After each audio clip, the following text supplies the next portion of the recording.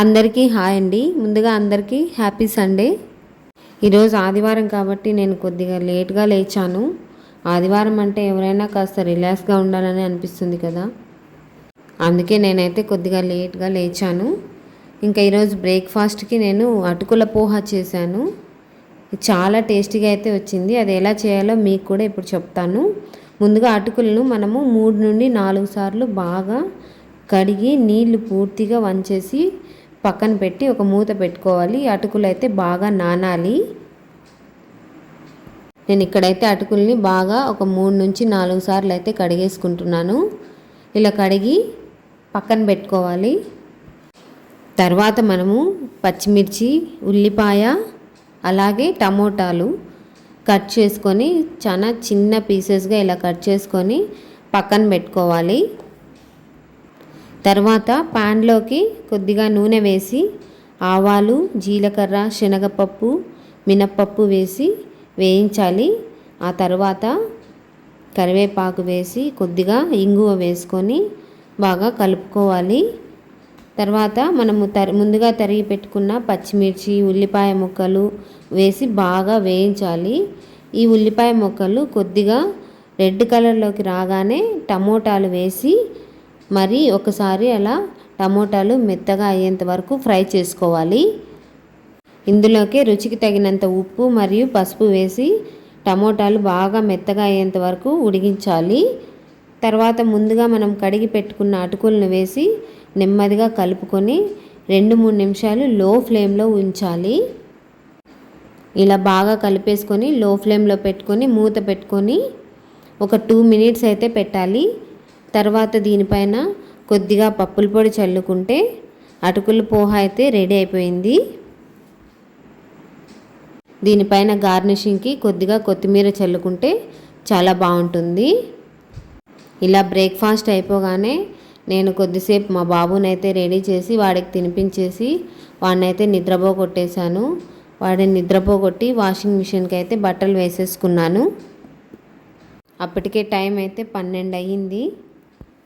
ఇంకా మధ్యాహ్నం మా చెల్లెలు వచ్చి నేను టమోటా బాత్ చేస్తానక్క అని చెప్పింది.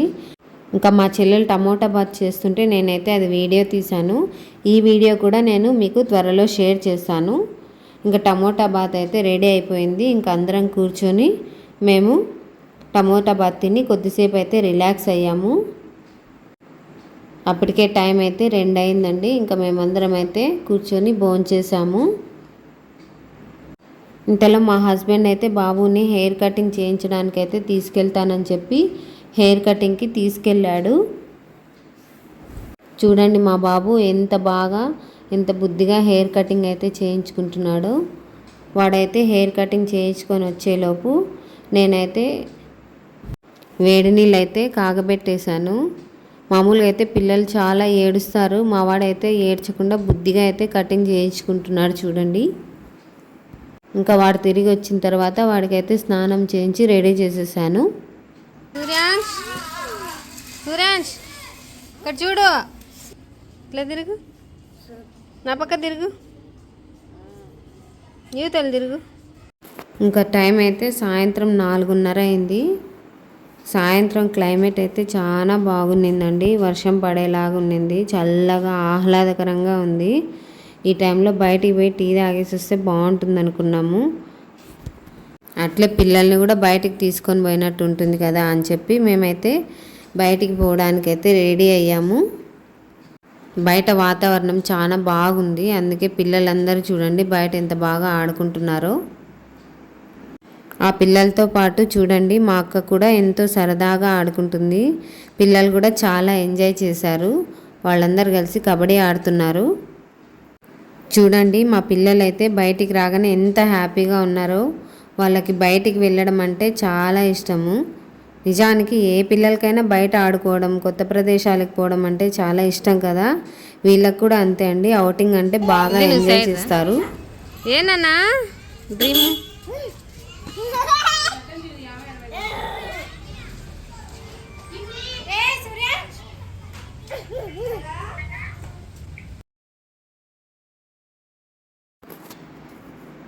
ఇంకా ఇలా మేమైతే కారులో బయలుదేరాము.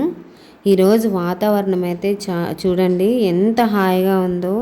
నిజంగా ఈ చల్లని గాలి, లైట్గా వర్షం పడుతుంది.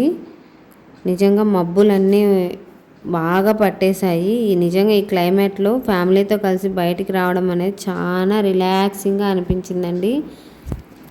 వారంలో ఒక్కసారైనా ఇలా బయటకు వస్తే వారం రోజులు పడిన టైర్డ్నెస్ అంతా తగ్గిపోతుంది అని అనిపించింది. ఇంకా మేమైతే హైవే పక్కనే ఉన్న టీ పాయింట్కి అయితే వచ్చేసాము. మేము టీ తాగడానికి వెళ్తే పిల్లలు మాత్రం చూడండి ఎంత బాగా ఆడుకుంటున్నారో. హాయ్ చెప్పు. హాయ్. కార్ ఏది? కారు. హాయ్ చెప్పు అమ్మకి. హాయ్ చెప్పు. బాయ్ బాయ్ అని. అయ్యో ఇంకా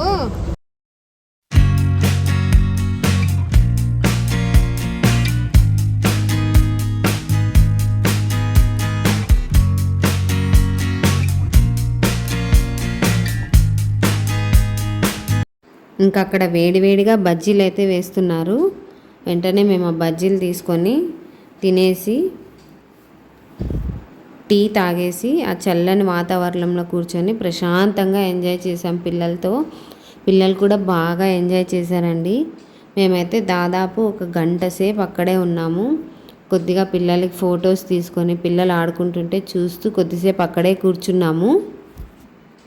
నిజం చెప్పాలంటే ఇలా వారానికి ఒక్కసారైనా మనము ఫ్యామిలీతో కలిసి బయటికి వెళ్తే పిల్లలకే కాదు మనకు కూడా చాలా సంతోషంగా ఉంటుంది.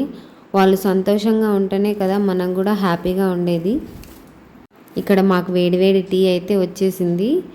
ఇంకా నేను, మా అక్క, మా చెల్లెలు, వాళ్ళ పిల్లలు అందరం కలిసి కూర్చొని కొద్దిసేపు ఆ క్లైమేట్ని ఎంజాయ్ చేస్తూ టీ అయితే తాగేసి సరదాగా జోక్స్ వేసుకుంటూ కొద్దిసేపు అయితే అక్కడే గడిపేసి ఇంకా అందరం కలిసి ఇంటికైతే బయలుదేరాము.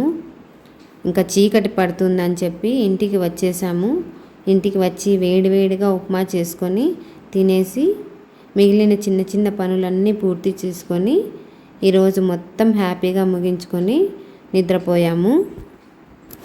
ఇలా మా ఆదివారం అయితే చాలా ప్రశాంతంగా ఆనందంగా గడిచింది. ఈ వీడియో మీకు నచ్చినట్లయితే ఒక లైక్ చేయండి, మీ ఫ్రెండ్స్తో షేర్ చేయండి. ఇంకా ఇలాంటి ఫ్యామిలీ వ్లాగ్స్ కోసము మా ఛానల్ని సబ్స్క్రైబ్ చేసుకోవడం మాత్రం మర్చిపోవద్దండి. మళ్ళీ మరో వీడియోతో కలుద్దాం. Bye bye.